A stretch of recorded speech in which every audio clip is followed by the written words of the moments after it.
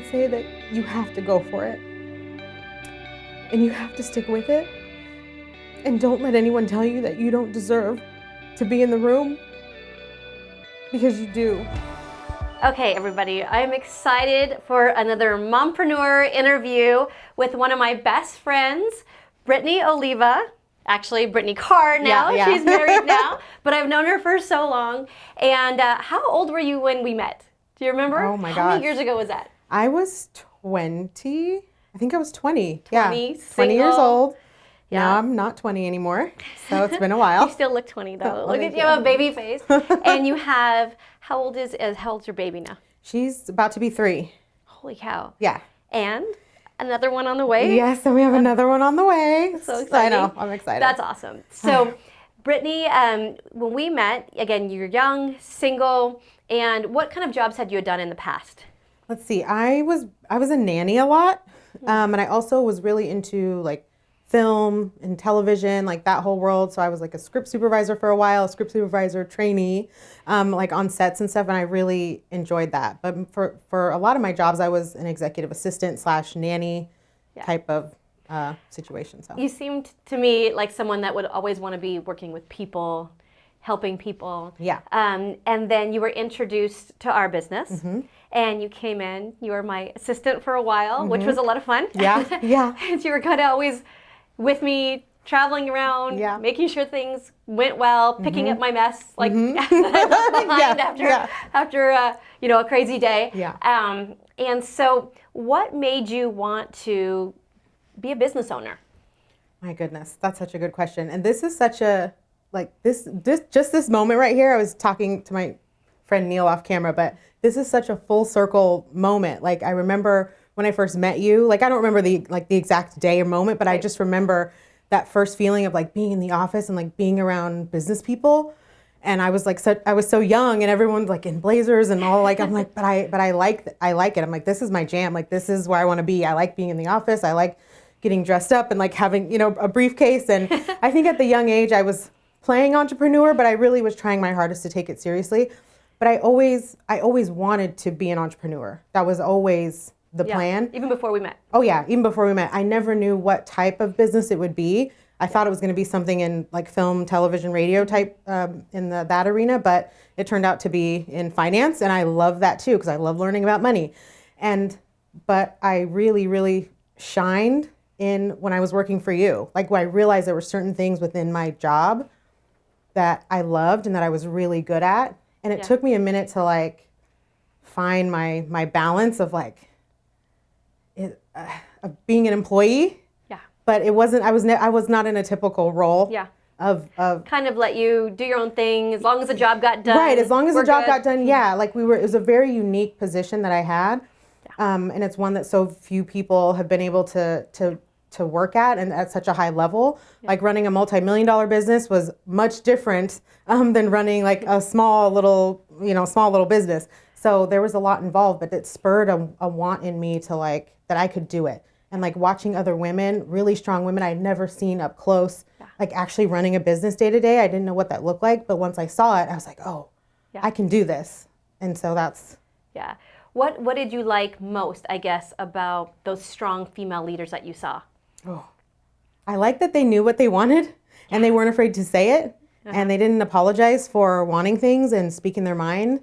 They're not like, oh, sorry for like walking into the room. Like the women I hang with, like they don't act like that. Yeah. Like you walk in and you have the confidence and people, but you also have the respect. You're not. There's a difference between being bossy.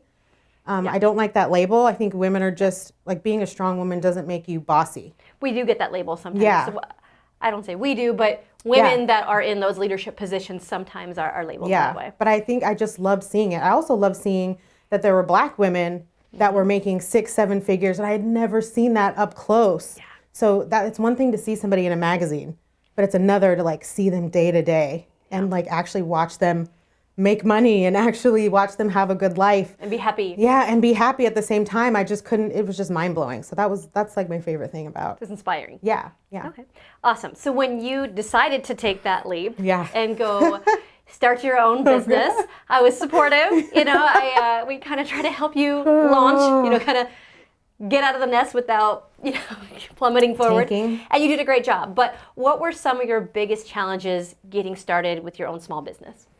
My biggest challenge, gosh, there's so many layers to it. So one of my challenges was my boss, which was you and Sean, because we have an actual relationship. Yeah. So it's one thing to just like, when people just like leave their job in a blaze of glory, like, bye. And like, your boss. Right. You like post it on Instagram and all that stuff. It's like very dramatic, but that's not how I wanted to leave. That's not how I wanted to transition. And so because we're friends. Yeah. And I was like, I don't want to burn this bridge. Yeah. That was like, I was like, no matter what, I always wanted to be honest with you and Sean, with Neil, who helps like run everything. Because it was important to me that bridge didn't get burned. So I wanted to make sure that I was upfront about what I was doing, why I wanted to do it. And the reason also was because my business is so closely tied to your business that I knew that it wasn't going to be worth it. So there was that layer of like, it's stupid if I burn the bridge and I'm not upfront about what I'm wanting to go do, and then expect you to like want to look at it and want to utilize it. So in reality, though, you didn't have really a whole lot to worry about there, but I can see that. Yeah, and I didn't know because I had never made that leap. So I think the scary part was just like, so the second scary part was just worrying about, can I make money at this? Yeah. Can I, like, what's going to happen? I don't have that support net of someone paying me a check. A paycheck. And so that was really, really scary. But I just knew in my heart of hearts, like, if I do this right, if I'm honest with people and I work my freaking butt off, because I don't know many people that can outwork me, but I can do it. I can do it. If I stick to it, I will get there eventually. If it takes me longer to get there, I was fine with that. I was prepared for the idea. I remember when I first like told you about it and you're like, well, it's probably going to take you a little bit longer. You said something like, 6 months. It was something, we were talking about something specific and I was like, 6 months? I'm like, that's forever. But it actually went by really fast. So, and it took me longer than I had thought. You were way more right about that than I was. So it took me a little bit longer, but I was okay with it. I knew if I just work hard enough, I'm going to get there eventually. I felt the same way, leaving my employee job to go full-time, all in, being a businesswoman and not having made a dime in the business yet. And I told myself, look, if I pour my heart into it, I can outwork people. I'm not afraid of hard work, but if I pour my heart into something that I'm passionate about, I know I'll make money. Yeah. And I know I'll be more happy having control of my time, being able to put my family first. And so I just kept thinking, the faith in where I was going and not focusing so much on where I was at in this scary, scary moment. Yeah. I noticed that for a long time, kind of watching me in business and kind of always being there with me, you picked up on something that I teach a lot of the entrepreneurs that we coach, which is setting goals, vision boards, putting pictures. Yeah. So tell us how you do that and how that has worked out for you. Like my vision boards or my just setting goals, reading goals. Oh man. Well, I love vision boards, so I'll start there. That's my jam. Once I learned actually how to really use them, like I have them up all the time. I have them in my bedroom. I have them everywhere. So they're constantly, anytime I'm looking somewhere in my house, they're always there. Like reminders of reminders of things. About. Yeah, reminders of things. And I have little chunks of my goals that are written out on the vision boards also. So I connect the words to the pictures and their moments. And so I take time, a lot of people talk about, and I learned this from you too, just that mental movie where you just like close your eyes and you just take a few minutes and it's like a mental movie that you run through. And so I do that all the time throughout the day. That's awesome. And, but I tie it to emotions and so I see the words and I see the pictures and it's like a trip or it's a house that we want or things, not just the house, but it's like playing in the backyard, in the pool, going down the water slide. So it's very specific. It's very emotional. It's very almost visceral. And that's my favorite thing to do as far as my goal setting. My business plan, I update that, I would say once a quarter. Like I really will dig in and do like a big refresh of it.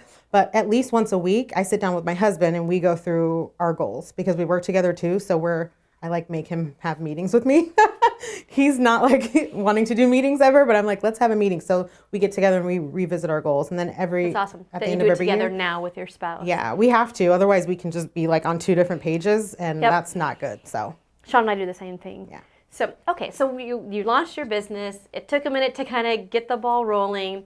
Have you ever had any times that were just too overwhelming? You just couldn't deal? Hard times, failures? Okay, doubts happen all the time. Like that's a daily, I will doubt, but I've learned to tamp that down. And when I do feel doubtful, I will call a friend that I know can kind of smack me around and like smack me out of it. Or I'll pray, but I've just learned to like not trust those doubts. I know where that comes from and that's not from my Heavenly Father. And so I've learned to just put those aside and sort of tell myself to be quiet. I have to tell myself like, be quiet. That's not true. That's not a rational thought. And so I just have to shift gears. And sometimes I just have to take a break. If I'm feeling really super doubtful, I will stop. I'll put my pen down, like I'll stop working for just a little bit. It's not like all day or, taking weeks off or whatever, but I'll stop so that I can get clarity. Yeah. So I will make sure that I'm doing meditation and I'll just breathe a lot and just get really calm and really quiet so that I can hear myself and my real thoughts and just get back to my core and get recentered. Yeah. And then I go. So I know when, you were early on, working for me or just when we met, you had high anxiety. You had a lot of health challenges. So much so that on real bad days, you would have this twitching. Yeah. And, it was rough. Yeah. So you don't have that anymore. And so what do you think has, obviously you're working on your business, but you've worked on your wellness and your happiness. So what do you think that you would give advice to women that are just, overwhelmed, high anxiety, or having these health challenges? I constantly was comparing myself to other people that didn't have any health challenges or that I thought didn't have any health challenges. I'm like, oh, it's so easy for them. They're not sick. They just get to keep on living their life. But you have to take care of yourself. Like you have to, whatever it is that you're doing. So I would get into these modes where I would think like, if I just do a little bit more, then I can stop and take a break and then I will take care of myself. And it is so backwards because all that was doing was making me worse. Yeah. It was just awful. So I would say that like, make sure you take breaks. Make sure you're finding, if you have to delegate things, that's one thing that was a struggle for me. I'm not gonna lie, it still is sometimes. Me too. The more stressed I am, the more I want to like hoard all of the daily tasks for myself and everybody else around me because no one else can do it as good as me. So I just want to hoard it all. But that I'm sure was not an example on that. But I've learned to like, when I get into that mode, like I have to stop. I have to let things go. And I keep saying stop, but I mean like put your stuff down. The things that we think are so absolutely urgent, they really aren't. Right. Unless it's like life and death, your child is severely hurt, something like that. Things are not like, it's not that serious. You can stop what you're doing. It's okay if you have to take a little breather and just find yourself. So that's what I would say to women. Like, don't compare yourself to other people's illnesses and what other people may or may not have because you don't know what's going on in their lives. And use that as an opportunity to find out about your body, find out about what makes you tick, find out about foods that are good for you, for your wellness, for your brain. Everybody's bodies are different. Yeah. That was one thing that I still love learning about my body and like how my body reacts to different foods and things like that. And I love that. I learned so much from you going through learning about your health challenges and how you overcame so much of it. And so I learned about like what my limits are. I learned how much sleep I absolutely have to have in order for me to feel my best. Yes. And I know what happens when I don't have that. and doing those things I don't always want to do it. I don't always want to go to bed. At 10:30 or 11. I don't. I want to stay up until 2 because I can do more stuff. Yep. My baby's asleep. I can do stuff, but I can't do it because the price is too high. Yeah. The price is too high, and I'm tired of having to go through all that. So good. That's so good. Okay, so what do you think that, I love your company. She's the president, CEO, and co-founder of BSCpro. It's an amazing company. And I know that everything that you do with that company is to help other people to be more efficient in their business. So it's awesome. But when you got started in that business, what were some of the driving forces as far as like your whys, like what you wanted it to do for your family? The number one thing, and this is before I even started the business or even knew BSCpro was An idea. Was anything. It was an idea, but even before I met you, was that I wanted my kids to see me win. Like I wanted my daughter. I knew I was going to have a daughter. I always knew I was going to have a daughter, but I wanted her to like see her mom in a like power position. And I don't mean an overbearing type of a way, but just I wanted her to have a good example in her own home of a woman that was strong and powerful and happy and good. Yeah, and good. And I wanted to just do it right. Like that's, you know what I mean? I know exactly what you mean. I just wanted to be that. And I feel you. I wanted my kids, especially my daughter, to see that I don't have to go ask another man to go spend time with my kid. Yeah. Or when she's having a hard day at school, to have to tell her, oh, just wait till I get home. I could just come home. Yeah. And whenever I want, because I call the shots. No one has their thumb on me, and that we can design the life that we want. Yeah. And again, I don't look at it as power, but I look at it as we design our life, and we control every aspect of our happiness and our growth, and that family can come first. Yes. Oh, you said that way better than me. So yes to all of that. But okay, so I thought of another one too that was big on my list was picking, and it's such little things too. But I wanted to be able to pick my daughter up from school. Like I wanted to be there when she got home. Like that was a big one for me, because just coming home every day, and I'm an only child. I was raised as an only child. I have I have step siblings, but I was raised as by myself pretty much. And I remember just always coming home and being like by myself, and I would eat dinner by myself a lot of times, and but my mom had to work. She's like a single mom, and she works her butt off, and she still does to this day. And I'm so grateful. Awesome. She is, thank you. But she is, and and I don't fault her for that, because she was doing what she had to do, right? But now I'm in a position where I can be home when my daughter's not in school yet, but I'm excited for that. Like I get to be there for her. She's gonna have a totally different experience. And that makes me excited. But there's no way I could have that. I knew it was definitely going to be out of the question if I had it. Yeah, as an employee. I might get lucky and have a job that maybe allows me to do that some of the time. But there's no way I could just take off and just go wherever I wanted and have the geographical freedom to live where we want and do those things. I could not. I knew I could never get to where I wanted to go and live the life, create the life that I wanted. Freedom. Without taking that leap. And like jumping through that veil of fear and starting a business. Yeah. There's no way around it. So that's perfect. So what are some tips or advice that you would give to mothers in business? Tips that I would give. Well, I'm not an expert at, giving out tips, I would say. I only have one kid right now. But tips that I would give is definitely when you can get to the point where you can, or if you're in an environment where you can have somebody help you with smaller things that you don't need to be doing, give those to somebody else to do. And I don't know what those things are. For me, it was cleaning. The minute I could afford to have somebody help clean once a week, that's what we did. Yes. And we were going to keep on bumping that up as our income grows, because that was something that just was taking up a lot of time and time consuming. And that meant time away from my baby. That meant not time well spent with my spouse, who's also my business partner. And so I just didn't want to spend much time doing those things. But there's so many little things that we say we're busy doing, or that I know my friends will be like, oh, I'm so busy. And I'm like, well, what are you busy doing? Right. I have to clean out the garage. No, you don't. Right. You don't really have to clean out the garage. Don't you want to start this business? Like, what about this thing you were talking about? Yeah, your dream. Yeah, your whole dream. Like, that's not, doing the garage is not your dream. So like, do your dream, do your dream.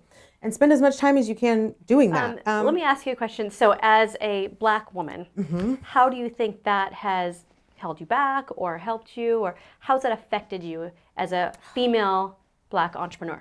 In the beginning, I didn't realize the effect that I was having on other people by even taking a leap. because I didn't realize that people were even paying attention to what I was doing. And I found out throughout the years that people were watching and people were cheering for me and people were waiting to hear my story. I had no idea that that was happening. And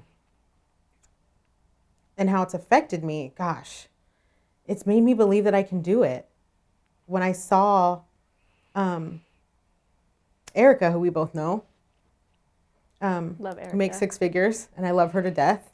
She was the first Black woman, other than my mom, who I had seen up close working really hard and getting recognized for her hard work and her effort and being a good person. Like, to me, she ticks all the boxes of like... Erica's amazing. Yeah. Erica's actually the fastest person I've coached to get to a 6-figure income. Doesn't surprise me. No, it never surprises me. Like, she's just so amazing. So she was like my first real example, other than you, of like you're not Black, but you know, like a female. But Erica was my first example of a Black woman that was just doing it. She's awesome. Yeah, and awesome. And in real life, she was awesome. Like, one thing I'm really weary of is people that I see on stage or that I see on Instagram. I always wonder what they're like in real life. Yeah. I don't ever kid myself into thinking that, oh my gosh, if I meet them, it's going to change my whole life. Like, they're going to be so awesome and nice. Typically, that's not the case. Yeah. But what changed me was when I actually met Erica and met other leaders, Black female leaders that really had my back. Like, I could actually call them and text them and they would actually give me advice and actually help me. Yeah. And that was, it's just not something you see. It's not normal, but I love how not normal it is. Like, it's weird. Yeah. And that made me want to pay that forward. So I try to do the same thing for other people, even if I don't know them. They don't have to be my friends. It's just, I always want to help people in any way I can. Is there any advice you would give specifically to a Black female entrepreneur trying to get their business going? I would say that you have to go for it. And you have to stick with it. And don't let anyone tell you that you don't deserve to be in the room, because you do. If you are a good person and you work hard, you will find people that will come to your aid. I promise you will find people that have your back. I did. And I wasn't sure that people had my back, especially now. My whole world was shaken. Like, within the past few months, with everything that's gone down, my whole world was shaken. Yeah. Because I didn't know who I could trust emotionally. I didn't know who I could talk about heavy issues with. I didn't know if I could continue to even run my business with the emotional weight that I was carrying. But what I learned is that my real friends showed up for me. Like, my real friends showed up for me. Yeah. And they do every day. You're one of those people. And you know it. We've had a lot of conversations. Well, you're always someone that's been super strong, but also very positive. Even with health challenges, even with hard things that you're dealing with, a smile on your face. Always have a smile on your face. Always, trying to make things light, make things fun. And, when COVID hit, it was hard. It was hard on a lot of people. It was such a shock. No one expected it. We had to adjust the way we did business, but you still were strong. And then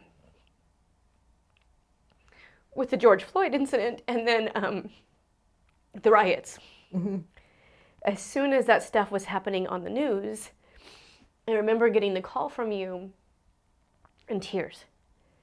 And you didn't know who to talk to. And you're like, you're the strong one, Jamie. Yeah. Tell me what I should be doing, what I should be thinking.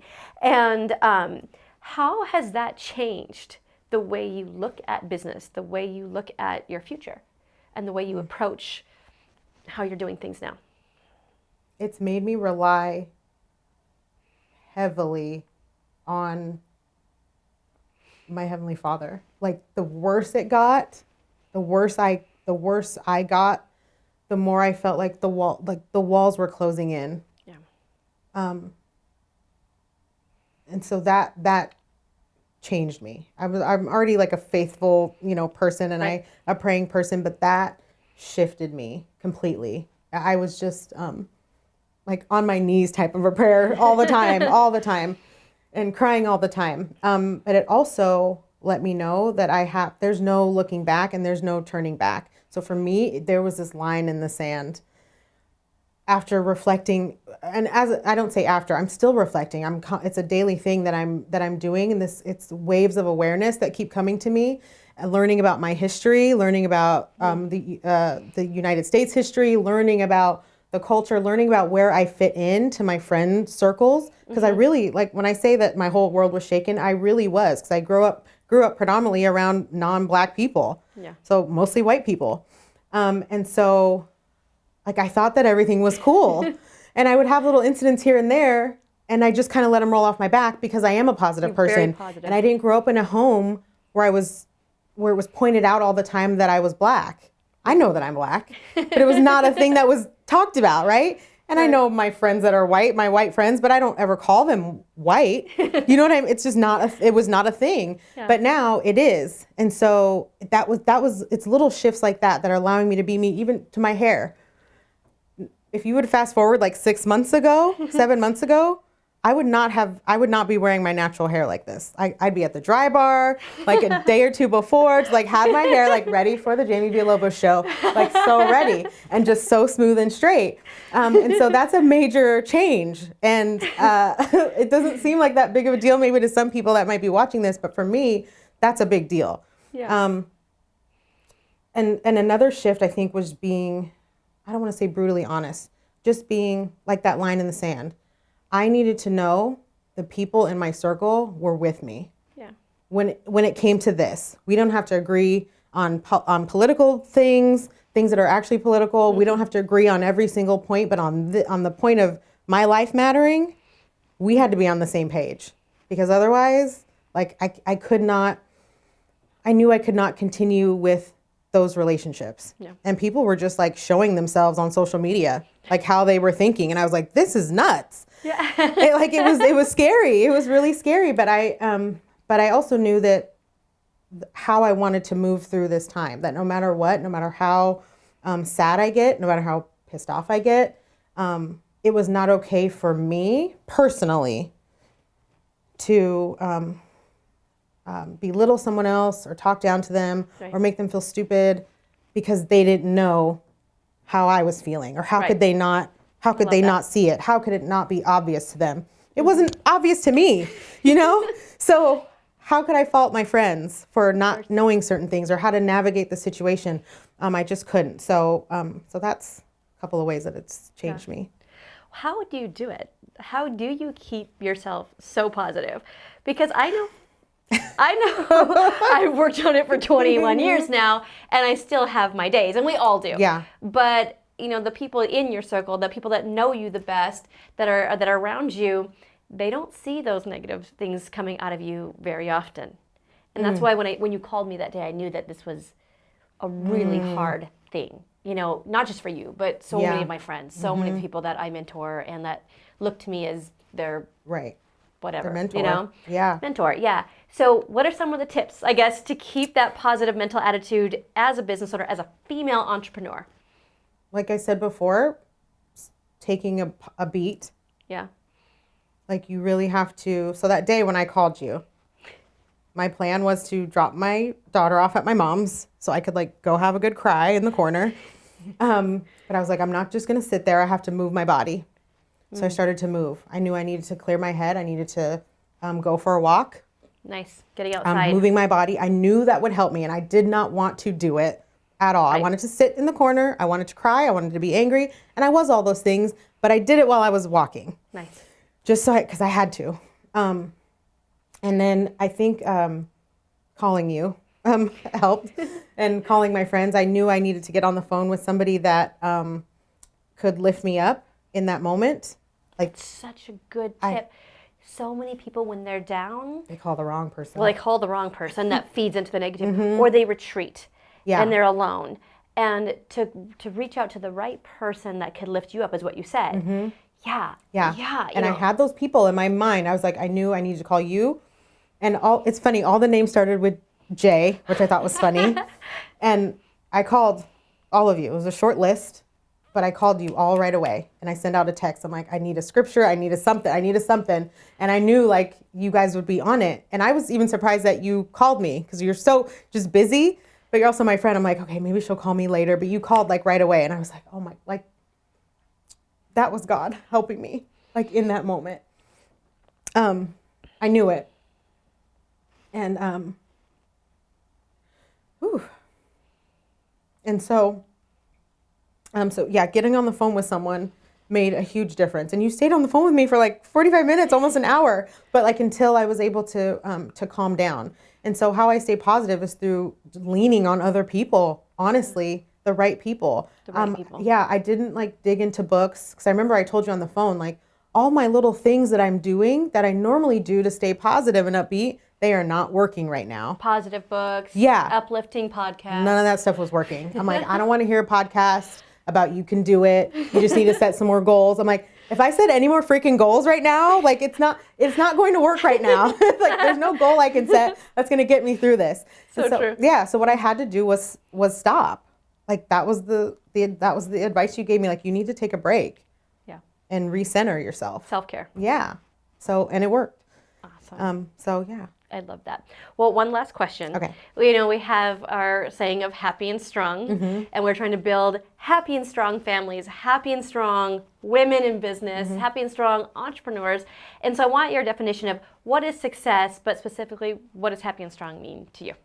Happy and strong to me means you've built the life that you actually wanted, not the one that you thought that you saw on Instagram and it looked cool and then you tried to do it and it was a big horrible fail, but you still do it anyway because that's what looks good on Instagram. Like to me, that is happy and strong. You and your partner are on the same page. Doesn't mean you don't fight. Doesn't mean you don't want to like, you know, tell everyone to get out of the house. But it just means you have each other's back no matter what, all the time. And your whole family unit is that way also. It means that when you come home, that's the place where you can heal. That's the place where you're the most safe. That's your sanctuary. To me, that's happy and strong.